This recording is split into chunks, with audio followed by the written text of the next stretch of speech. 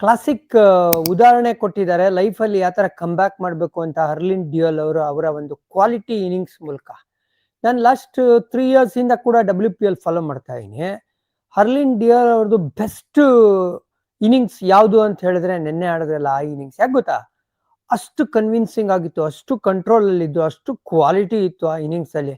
ನೋಡಿ, ಇದೇ ವ್ಯಕ್ತಿ 24 hours ಹಿಂದೆ 47 ಮಾಡಿರ್ತಾರೆ, ಅವಾಗ ಅವ್ರನ್ನ ಕರೆದು ಬಿಡ್ತಾರೆ ವಾಪಸ್. Abhishek Nair coach, last 3 overs ಇದೆ, ನಿಮ್ಗೆ ತಾಕತ್ತಿಲ್ಲ ಹೊಡೆಯೋದಕ್ಕೆ, ನೀವು ವಾಪಸ್ ಬಂದ್ಬಿಡಿ ಅಂತ. ಅವ್ರ ಜೊತೆಗೆ ಇನ್ನೊಬ್ರು ಪಕ್ಕದಲ್ಲೇ ಇರ್ತಾರೆ, ಅನ್ಕ್ಯಾಪ್ಡ್ ಇಂಡಿಯನ್ ಪ್ಲೇಯರ್, ಅವ್ರು ಅವಾಗ ತಾನು ಬಂದಿರ್ತಾರೆ, ಒಂದು 5-6 ರನ್ ಹೊಡೆದಿರ್ತಾರೆ. ಇವ್ರು ಕರೆದಾಗ ಫಸ್ಟ್ ಇವ್ರನ್ನ ಕಳಿಸ್ತಾ ಇದಾರೆ ಅಂತ ಅನ್ಕೊಂಡ್ಬಿಟ್ರು. ನೋಡಿದ್ರೆ ಅವ್ರು ಶಾಕ್ ಆಗ್ಬಿಡಿದ್ರು ಟೋಟಲಿ.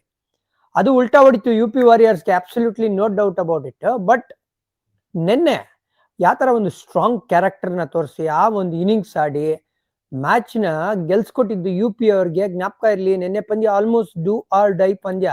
UP ಅವ್ರಿಗೆ 4ನೇ ಪಂದ್ಯ ಆಗಿತ್ತು, 3-3 ಸೋತ್ಬಿಟ್ಟಿದ್ರು. 4ನೇದು ಸೋತ್ಬಿಟ್ಟಿದ್ರೆ ನೀವು ಆಲ್ಮೋಸ್ಟ್ 90% ಇವ್ರನ್ನ ರೈಟ್ ಆಫ್ ಮಾಡ್ಬಿಡ್ಬೋದು, ಇವ್ರು ಔಟ್ ಆಫ್ ದ ಟೂರ್ನಮೆಂಟ್ ಇಂದ ಅಂತ.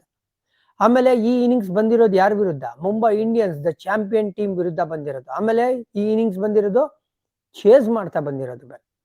ಹಾಗಾಗಿ ಇದಕ್ಕೆ ವೆಯ್ಟೇಜು ಖಂಡಿತವಾಗ್ಲೂ ಕೊಡಬೇಕು. ಹರ್ಲಿನ್ ಡ್ಯೂಯಲ್ ಅವರು one of the best innings ಆಡಿದ್ದಾರೆ ಈ ಸೀಸನ್ದು ಅಂತ ಕೂಡ ಖಂಡಿತವಾಗ್ಲೂ ಹೇಳ್ಬೋದು ನಾವು.